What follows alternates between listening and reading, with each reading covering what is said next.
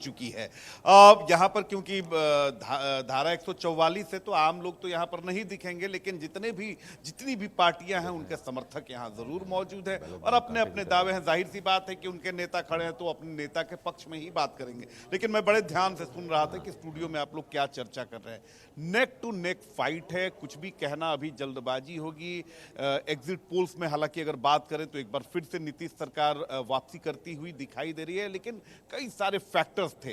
अगर ग्राउंड की बात करें तो बहुत सारे फैक्टर्स थे। महिलाएं फैक्टर हैं, युवा फैक्टर है, इसके अलावा कई सारे ऐसे मुद्दे हैं जो इस बार हावी रहे हैं।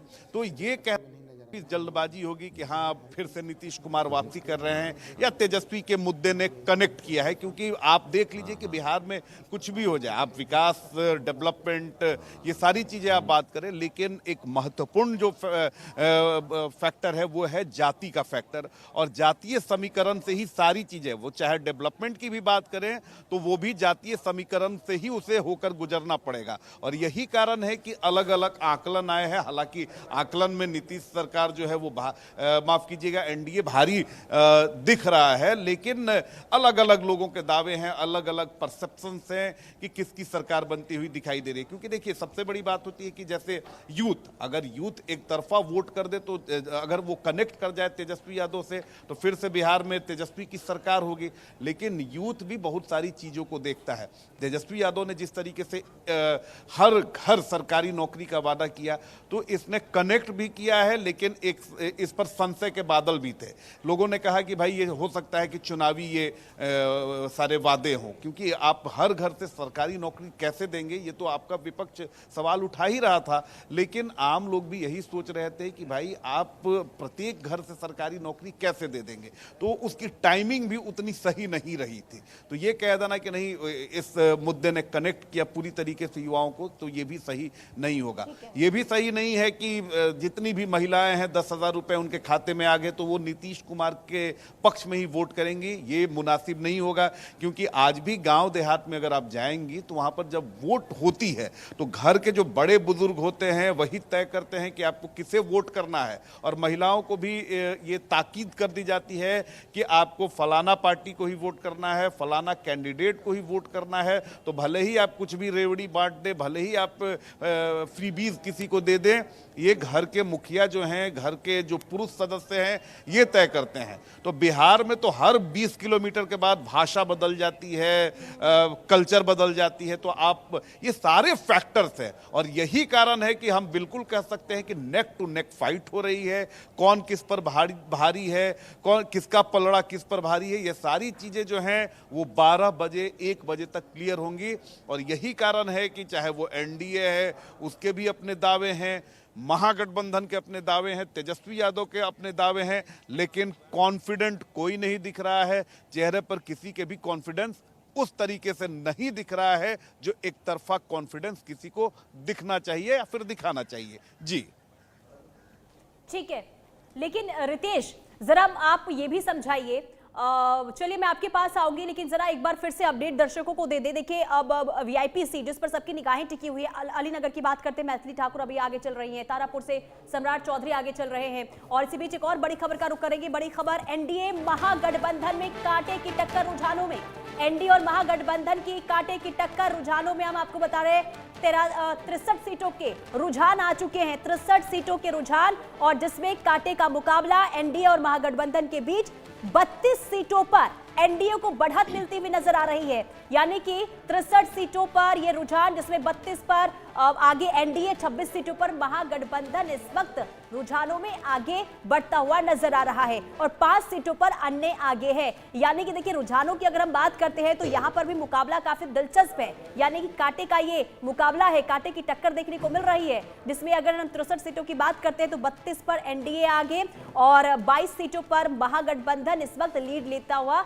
नजर आ रहा है। यानी कि अब देखना यही होगा, क्योंकि समय जैसे जैसे बीतेगा और आंकड़े और भी सामने आएंगे। और हमारे साथ राकेश जी, क्योंकि अभी तो रुझान है, अभी कुछ भी आकलन करना बहुत मुश्किल होगा, लेकिन मैं आपसे ये समझूंगी जरा, क्योंकि 2020 में हमने ये देखा था कि जातीय फैक्टर और विकास दोनों के काम पर वोट पड़े थे। इस बार क्या नजर आ रहा है? क्या वाकई जाति फैक्टर काम आएगा या फिर विकास के मुद्दों पर भी लोगों ने वोट डाला है? देखिए, जिस तरह से आप लगातार रुझान देख रहे हैं, एक चीज चेंज देखने को मिल रही है। इस तरह से कांटे की टक्कर जो है बैलेट में अगर हो रहा है तो एक आपको समझना चाहिए कि जिस तरह से जो महागठबंधन यहाँ पर कड़े टक्कर में है, एनडीए को देती हुई दिख रही है। और सबसे महत्वपूर्ण बात कि जिस तरह से लगातार विकास का मुद्दा जो लगातार उठाया जा रहा था, जिस तरह से कई घोषणाएं की गई थी नीतीश सरकार द्वारा, उसका कितना असर महिलाओं को लेकर, खास तौर पे यूथ को लेकर, यूथ क्योंकि यहाँ से पलायन करते हैं, लगातार इस मुद्दे को तेजस्वी द्वारा लगातार जब प्रचार के लिए घर से निकलते थे तब जो है वो लगातार मीडिया के साथ रूबरू होते थे और कहते थे, इसी मसले को उठाते थे। साथ ही रैलियों में इसको लेकर सवाल खड़ा किया जाता था कि रोजगार और पलायन एक प्रमुख जो है मुद्दा है बिहार का।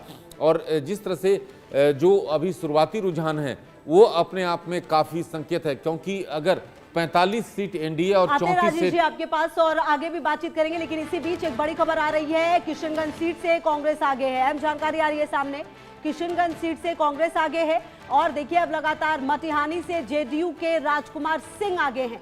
तो लगातार जो अब रुझान है वो धीरे धीरे, अब से देखिए 8:30 बज गया से बीजेपी आगे है और अब देखिए 8:30 बजे हैं तो अब बैलेट पेपर की भी गिनती शुरू हो जाएगी 3 मिनट के बाद। महुआ से तेज प्रताप यादव पीछे हो गए, देखिए अभी आगे चल रहे थे, अब पीछे हो चुके हैं तेज प्रताप यादव महुआ से। तो कहीं ना कहीं जन सुराज 3 सीटों पर आगे है। और देखिए ये जो तमाम अपडेट्स हैं वो आप समझिए ये रुझान है। अभी नतीजे अभी फिलहाल लखीसराय से बीजेपी के विजय सिन्हा काफी पीछे चल रहे हैं अभी, और डिप्टी सीएम विजय सिन्हा काफी चर्चा में रहते जब यहाँ पर गए थे, याद होगा आपको, और काफी वायरल भी यहाँ पे वीडियो सामने आए थे, और अभी फिलहाल पीछे चल रहे हैं। तो ये वो रुझान है जो धीरे धीरे सामने आ रहे हैं। ये रुझान नतीजों में कितने तब्दील होंगे ये देखना अहम होगा। अच्छा राजेश जी, देखिए एक बात ये भी है कि कहा जाता है कि जब जब वोटिंग परसेंटेज बढ़ता है तब तब बिहार में सत्ता परिवर्तन होता है, ये इतिहास रहा है। और जेडीयू की या तो वापसी होती है या जेडीयू जो है सत्ता में आती है।